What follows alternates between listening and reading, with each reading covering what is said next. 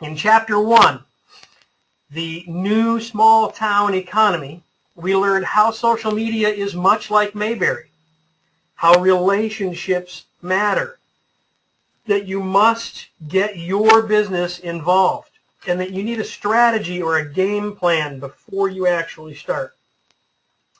In Chapter 2 today, Advertising on Mainstreet, we're going to learn why advertising won't work, what will work to grow your business, and how you can begin heading in that direction.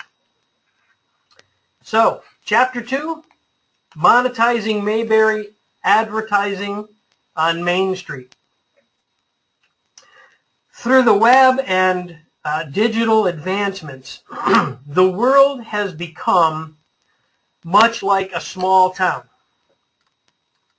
Since we can now communicate and interact in real time with those on the opposite side of the planet, communities are no longer defined by geographical boundaries. Even though the broadcast tools of the previous century were capable of reaching most of the planet, they were far from targeted. Newspapers, radio, and television have pushed out to the masses indiscriminately, reaching as wide of an audience as possible.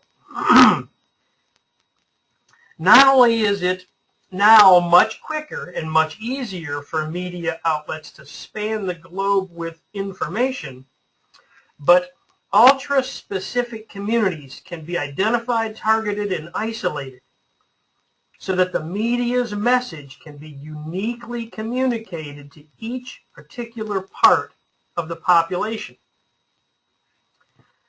Through web search engines like Google and Bing and social search engines like Facebook and Twitter, an individual can quickly find others in the world with similar interests and worldviews, and with similar passions and concerns. You know what? Right this second, you can even find everyone currently talking online about what you're talking about. But that's not the real game changer. The biggest shift in modern communication is the removal of the mass media gatekeeper. No longer is information filtered and disseminated by a select few media giants with the resources to push out a message. Now, any individual can act as his or her own media outlet through social networks. You can create your own video channel on YouTube and your own news platform through blogs and microblogs. No more waiting around for the evening news. Anyone interested can get instant up to the minute updates from you, the individual. Local news outlets aren't just competing with each other. They're competing with every news outlet in the world, not to mention every Tom, Dick, and Sally with a blog. Thanks to the internet, search engines, and social networks, I can get real-time news from Lebanon just as easy as I can get from Lebanon, Tennessee. I can also discuss the news as easily with the people of Beirut as I can with my neighbors right here in Tennessee. These technological advancements have made our world much smaller. Geographical barriers and lack of resources no longer stand in the way of becoming a part of others' communities around the world. The world is now much like the small town community. In a small town, people probably know more than they even want to know about their neighbors and their neighbors' lives. Because the population of a community is so small, it takes minimal resources for even a very small business to reach each and every one of their customers. And that brings us to Mayberry. We use Mayberry to represent the small town community and the small town economy that the digital world has brought us back to. If you're going to use social media to make money and grow your business, you need to understand the small town dynamics of Mayberry. As we discussed in Chapter 1, these principles will serve as the foundation for your business's overarching strategy and the guide for every marketing initiative you implement to achieve your goals. If you're unable to understand the developments that brought us here, you'll never be able to take full advantage of these developments. We've seen quite a number of businesses jump into the social media game without a strategy. Those businesses often end up scratching their heads, wondering why they couldn't achieve any of the business goals in this growing social market. Understanding the small town economy of Mayberry is crucial for social media communication success. Let's take a look back to the future. In the small town economy, or Mayberry, the national chain of butcher shops has no significant advantage in spreading the word about their business over the mom and pop butcher shop. It's just not that difficult to reach everyone in their market, and it doesn't take an abundance of resources. Mom and pop could knock on every door in town in a day or two. In the same way, a small business can reach just as many people on the web as a large corporation with very few resources. Any of the 1 billion users on Facebook can access your page as easily as they access Walmart's page. The same goes for your YouTube videos or your Twitter page. The playing field has been leveled in a way that hasn't been there since before radio and television were introduced. On the flip side of that coin is the ability for your community to access information about you and your business. In Mayberry, there's very little you don't know about any of the people in town that you couldn't find out fairly quickly. Just ask around. Even if a potential customer doesn't know you or your business very well, they definitely have friends who do, and their friends will share. If you get your name in the newspaper, it will show up on everyone's doorstep in the morning. If Barney cuffs you and throws you in the back of his squad car, you can be sure that the neighbors will peer out their windows and watch you as he drives by. Those that didn't witness your trouble firsthand will get word of it soon enough. The same goes for your digital community. If people want to find out about your business, find out what your business does, they'll just ask your friends on Facebook. Odds are a few of them have a story to tell, positive or negative. If you get a positive write-up in an article, it will show up in your neighbor's Twitter feed. And if you're not treating customers well, word will spread. If you don't believe me, go to Google. Type in United Brakes Guitars. Over 500,000 people saw this video on YouTube before United Airlines even responded to their customer. And today, this video has well over 12 million views. Or go to Twitter and search for the hashtag McDStories. McDonald's intended to use this hashtag for customers to post their positive experiences. Disgruntled and disenfranchised customers took over the hashtag with their stories of frustration and negative experiences. These are truly social media train wrecks that the world stopped to watch. So now you're starting to see the similarities between our new media world and the small town economy, or Mayberry. It's now time to ask yourself, how should your marketing change? Okay, you've opened a barber shop on Main Street to compete with Floyd's. You need to drum up some business because everyone in town gets their hair cut at Floyd's. He's been cutting hair in Mayberry for 30 years. Hey, you could purchase a radio ad, broadcast it to every citizen in Mayberry as they drive around town, tell everyone how dapper your haircut is, how comfortable your chair is, or how clean you shave. The problem is that you're not just talking to Floyd's customers, you're talking to Floyd's friends. Even if one of them does let you cut their hair, and it turns out as good as Floyd's haircut, you'd be fighting an uphill battle forever.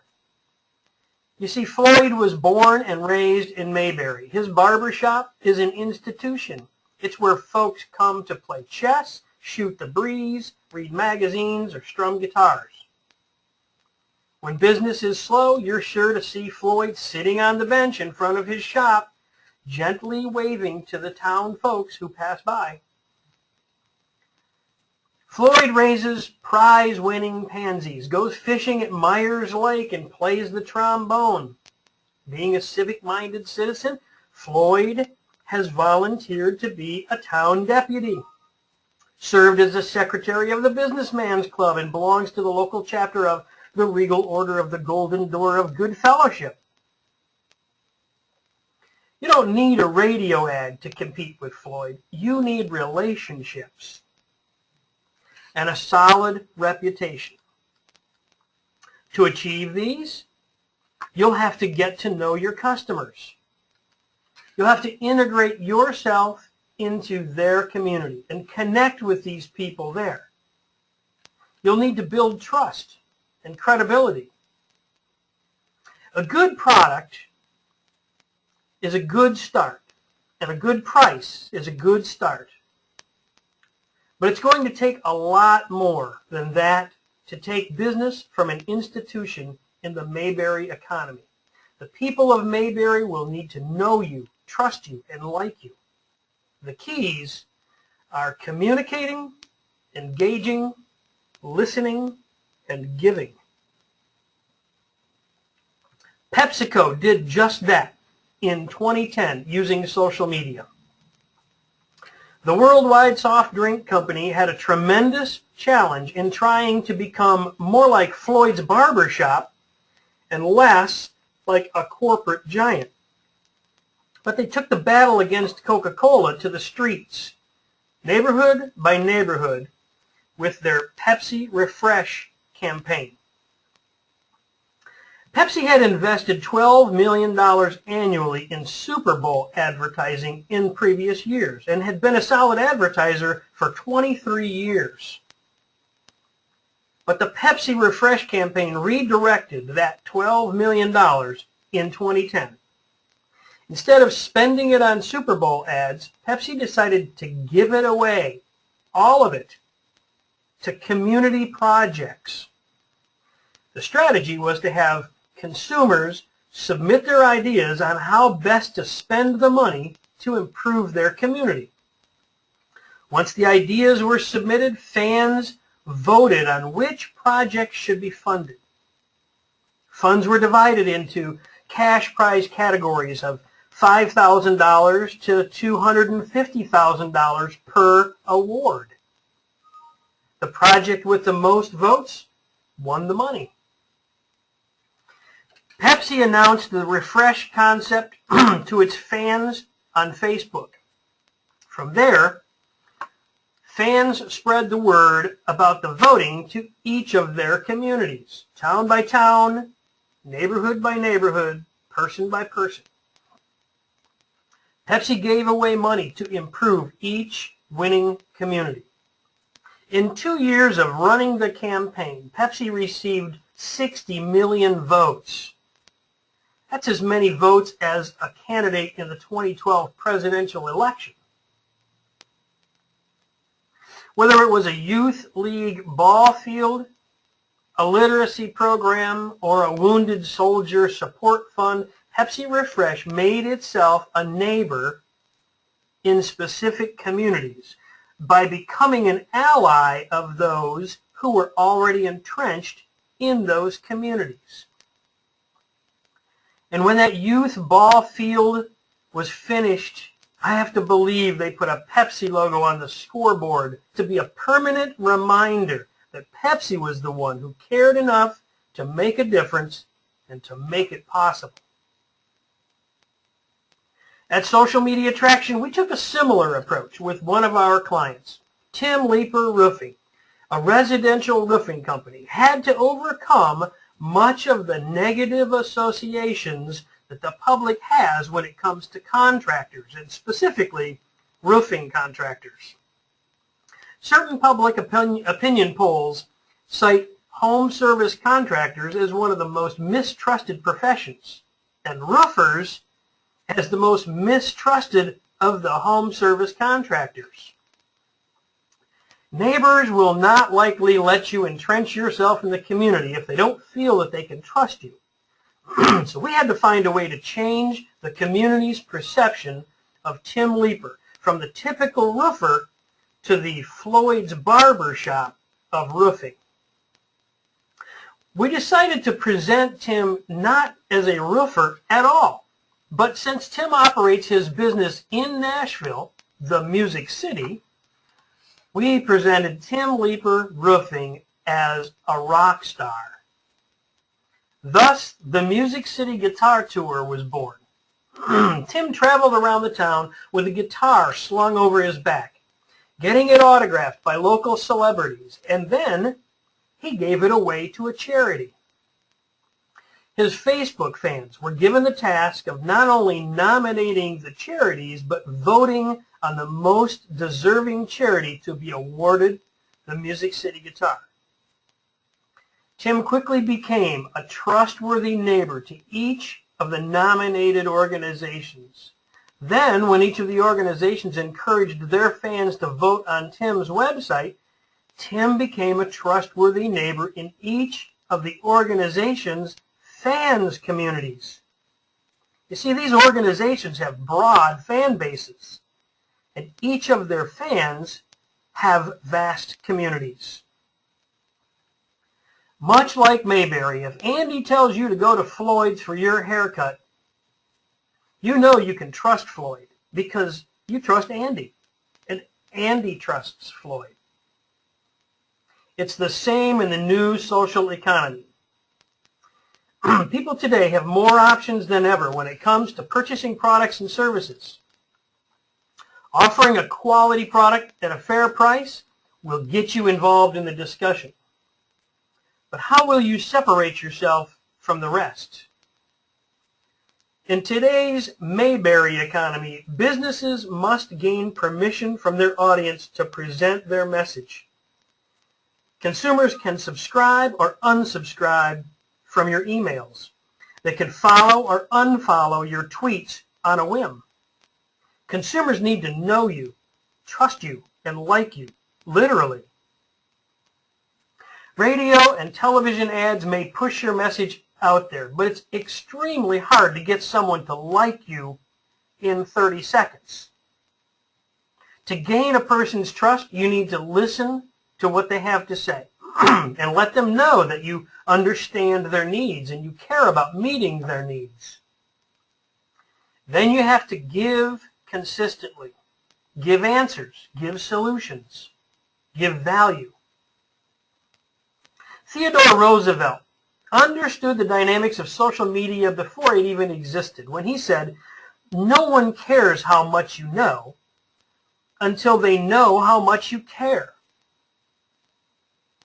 Communicating within social media can bring solid results to your business, and the ROI will depend on the perceptions of those that you communicate with on Main Street.